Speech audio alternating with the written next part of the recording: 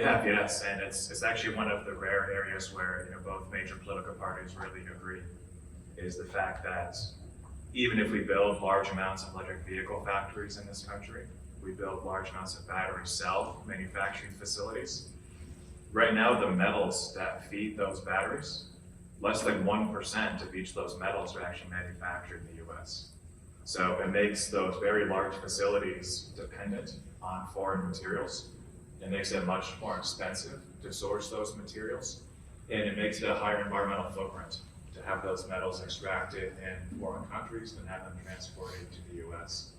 So back at the end of last summer, in the bipartisan infrastructure bill, large amounts of funding were passed by both parties, specifically towards ramping up primary battery metals manufacturing in the US, and then also specifically for the recycling of lithium-ion batteries.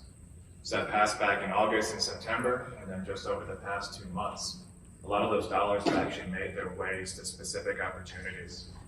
So just a week ago today, the Department of Energy announced about $3.1 billion in funding to now start building commercial scale facilities, battery recycling facilities, and of these primary battery metals facilities.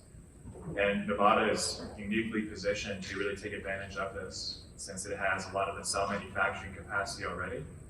It has one of the highest resources of lithium within the domestic US.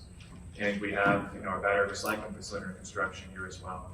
So it's great to have support from the industry recently, and now also having the federal government really step in and help ramping up the commercialization of these facilities. And you're right, it's nice to see them agree on something. Yes, it is. Corporate awards, a few government awards. So we have a few grants from the U.S. Department of Energy.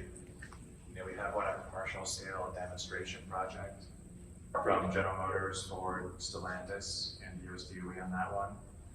And a separate program we are partnering with DuPont to really help scale up some of our systems.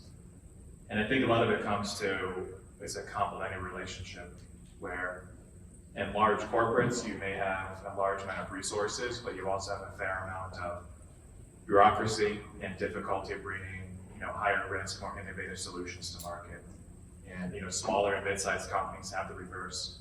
We can take big risks, we can be nimble, we can try innovative projects, but then to actually get the scale to move forward with large-scale commercialization, it does make sense to work with these large corporates. So working with the largest companies in the world in the chemical refining sector and the automotive sector really have helped to bridge that gap and de-risk the scale up both at the very small bench scale to pilot scale to demonstration scale. And then also when we start building multiple entities of these commercial facilities, these are the type of technologies that large corporates want to source from. So it really does end up working for both sides there.